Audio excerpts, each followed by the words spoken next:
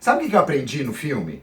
Eu aprendi que assim que uma águia vier, que nem um drone, fazer beija-flor, sabe? Você pega o primeiro cabide que você vê e ó, fica fazendo uma dança tipo meio vogue, assim, batendo no ar, que elas vão embora. Ou pelo menos elas ficam ali, ó, olhando pra você. Hairdresser, hairdresser, whoa, hairdresser, hairdresser, hairdresser, hairdresser. Semana passada eu fui ao cinema com o Daniel e a gente assistiu Florence, Quem é essa mulher? Um filme dirigido por Stephen Frears, grande diretor, com a maravilhosa Meryl Streep no papel principal e o incrivelmente bom Hugh Grant no papel de marido dela.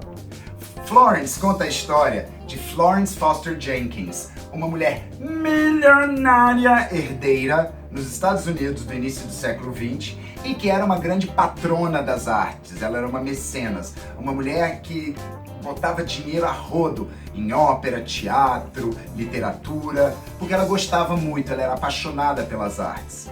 Bem, além de tudo isso, Florence se achava uma cantora lírica, como as outras. Porém, ao contrário das outras, ela era ruim. Não, mas ela era muito ruim. Ela era tenebrosa.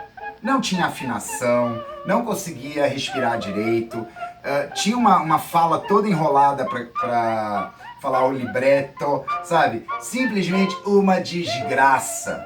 Mas o coração de Florence era tão grande, ela era uma pessoa tão querida, que todos ao redor não tinham coragem de criticá-la e dizer o quanto ela era fraca. E mesmo quando eles tentavam deixá-la entender isso, ela não absorvia essa crítica.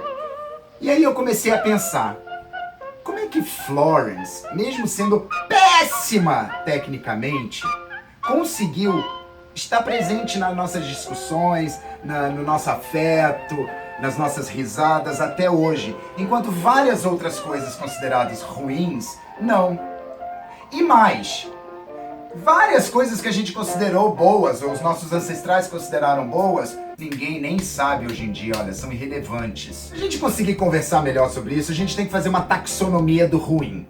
Uma taxonomia é uma hierarquia, uma estrutura com classes e categorias e como elas se relacionam. E na categoria ruim, nós temos várias subdivisões. Florence Foster Jenkins pertence ao que a gente chama, o que é chamado na taxonomia do ruim, de abençoadamente ruim. Ela é um talento do ruim. Mas como é que isso funciona? Bem, primeiro nós temos que discutir o que é o ruim. Obviamente, há um elemento objetivo. Os aspectos técnicos, já ficou muito provado no século XIX e XX, não mais condenam algo a ser bom ou ruim. É possível você ter uma desgraça, mas que muitas pessoas amem ou odeiem. E os motivos vão ser diferentes das coisas maravilhosas que são amadas ou odiadas. Então é necessário, de começo assim, diferenciar entre objetivamente ruim e bom versus afetos bons e ruins. Por exemplo, Chateautorix, o bardo do Tintin. Não, ele não é do Tintin, é o bardo do Asterix. Do Tintin nós temos Bianca Castafiore, a cantora de ópera inspirada em Florence Foster Jenkins, que canta horrorosamente. Nós temos também o Smurf musical, que consegue desafinar um triângulo e consegue quebrar uma caixa de música só olhando para ela, de tão ruim que ele é.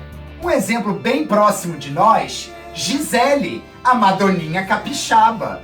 Ela acreditava piamente que ela fazia as melhores versões de Madonna. Mas todo mundo que conhece Papai Não Brigue Não sabe muito bem que elas não são versões muito boas. Elas são desgraçadamente ruins. Mas nós amamos. Por quê? Essa é a pergunta. Because it's so incredible. O quanto ela fez aquilo acreditando nisso. Eu acho que isso seja a maior diferença entre coisas que são abençoadamente ruins e coisas que são apenas ruins.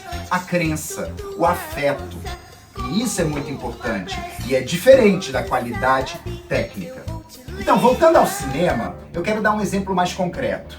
Vamos falar de dois filmes que são mais ou menos no mesmo universo. Primeiro, Birdemic, Shock and Terror, de James Wan. E segundo, do canal Sci-Fi, Sharknado. Qual é a diferença e por que o Philo considera um absolutamente imprescindível e o outro um lixo total? Bem, a razão é a sinceridade. A sinceridade é um dos elementos de corte mais filosofópico que tem. James Nguyen, quando cria Birdemic, Shock and Terror, acreditava que estava fazendo um filme que contribuiria para a discussão da ecologia, das catástrofes ecológicas, do aquecimento na Terra, etc.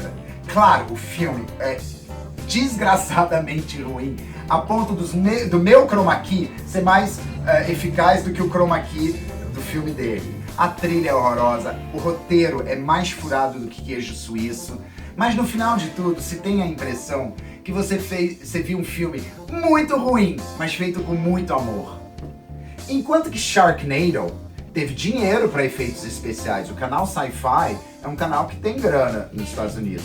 Tem atores com relevância, Ian Ziering, Tara Reid, pessoas que já foram famosas e agora estão na questão do filme B. Mas eu sou contra, eu não gosto, eu falo mal de um filme como Sharknado. Você sabe por quê? Porque é ruim de mentira. Ele não é ruim porque acabou sendo ruim. Ele é fakely ruim, ele foi feito para ser ruim. É um simulacro do ruim. Ele não é ruim de verdade. Ele é uma farsa. Por isso que eu acho que coisinhas irônicas para serem ruins e imitar ruim, sabe? São um flop, não gosto, não são aceitos na minha estética. Por quê? Porque é de mentira. Que ruim é esse que já vem pronto para ser ruim? É como comprar, sei lá, chiclete de vômito, né? O que é importante pra gente, como plateia, é saber diferenciar isso. Técnica e objetivamente ruim versus os afetos que trazem pra nós. E saber bem como colocar isso na discussão, para evitar briga, conflito. Até porque, na vida real, existe algo chamado efeito Kruger-Donning. Sim, isso existe. Existe um viés cognitivo que as pessoas podem ter, e eu considero que a Florence Foster Jenkins tinha, que impede as pessoas de reter feedback. Notem, elas não são refratárias ao feedback, elas recebem o feedback, mas elas não conseguem reter. Por isso a gente precisa ficar atento de como a gente discute isso, porque essa discussão não é uma discussão muito fácil. Bem, obrigado por ficarem aqui no Philo Fala 46, falando sobre o que é ruim, mas eu gosto. E ó, eu tô pensando agora em falar um pouco sobre coisas não muito famosas. Na verdade, eu uso uma palavra chamada obscuras. Personagens obscuros, como a maravilhosa enfermeira Noriko. Como eu amo a enfermeira Noriko, meu pai do céu, acho que é por causa dela que eu vou fazer isso. Ela que começou essa história, ela, a tia Naraí, a enfermeira Noriko, tia Naraí, Gato Genésio, grandes personagens.